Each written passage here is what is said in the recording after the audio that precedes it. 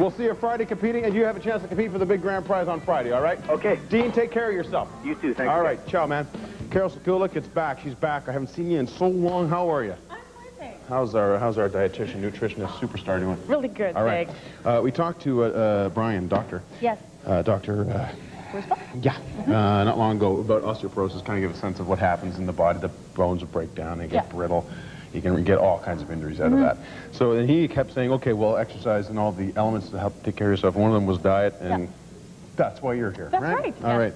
How can I adjust my diet so I can take care of myself down the road, especially females, because they have a greater chance of dealing with osteoporosis. greater risk of osteoporosis. So what are you going to do for yourself? Well, how about that? Okay, well, what do I always tell people to do, though? We'll follow the Canada's Food Guide. Okay, moderation. Exactly. Right. So, bottom line to a healthy diet is following Canada's Food Guide. But specific to bone health, you need to make sure you're getting adequate bone-building nutrients every day.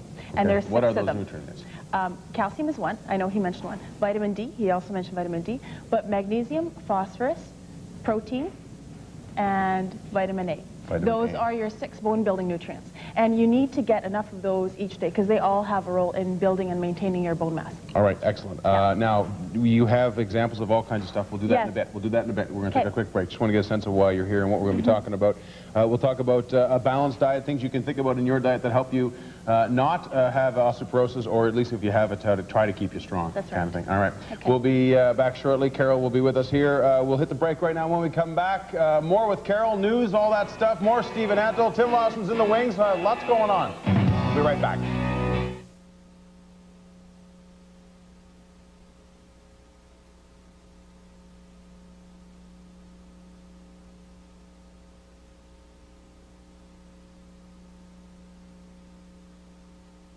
For the Canadian party. Here's Carol Sekulik. We're back talking about what you should have in your diet if you want to ward away the evil osteoporosis. Yes.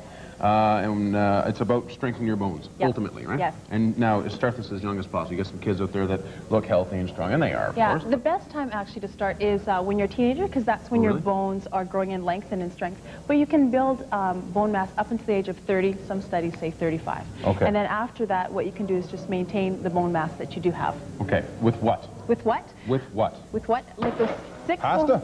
Those 6 bone-building nutrients I talked about. Vitamin A, vitamin D, calcium, phosphorus, magnesium, and protein. Good. Right. So you need those 6. Now, milk products, I call milk like a toolkit for healthy bones because it does have all 6 of those nutrients in one. But you can get other bone-building nutrients from other foods. For example, a quarter of a cup of almonds, this is a little bit more than a quarter of a cup, but a quarter of a cup of almonds has about 50 milligrams. Okay. And you know, beans also are a source of calcium, but again, they only have 2 of the 6 bone-building nutrients. You get calcium and some protein, but you're not getting the other nutrients as well. Salmon? Salmon? Yeah, actually, if you eat the bones from the salmon, then you can get calcium from them. Okay. Yeah, so again, from salmon, you're getting the calcium and the protein, but you're not getting those other 4 that I talked about. And any vegetable at all? Or any fruits and vegetables? Or is there specific I should target? Actually, if for fruits and vegetables, what you get is vitamin A, and that is a bone-building nutrient, and you can get some calcium from vegetables too. And a lot of people think, well, you know, I can get my calcium from broccoli, but half a cup of broccoli is about 50 milligrams, and you need, for your age group, you need about 1,000. So you'd have to be eating a lot of broccoli to get that much calcium. Okay. What about supplements? What's your advice on that? Because I could go and get go to the supermarket and get calcium supplements like crazy. Yeah, and calcium supplements, I mean, if you don't have any other source of calcium in your diet, then I would advise getting a supplement.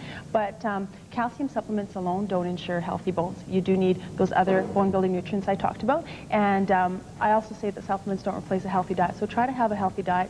And if you have to avoid milk products for, like, let's say if you have a severe allergy, then I would definitely say go to a calcium supplement. But I try to advocate nutrition through food first. All right, thank you, Carol. You're welcome. Appreciate that.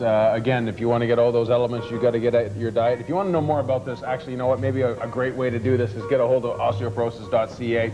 That's one way of making that information come to light. That's the Osteoporosis Society of Canada. And the words of Carol, of course, we thank you very much. Thanks, for doing Mark. All the pleasure. Great to see you again. Good to right see on. you too. Steve Antle's next. Speaking of healthy bones.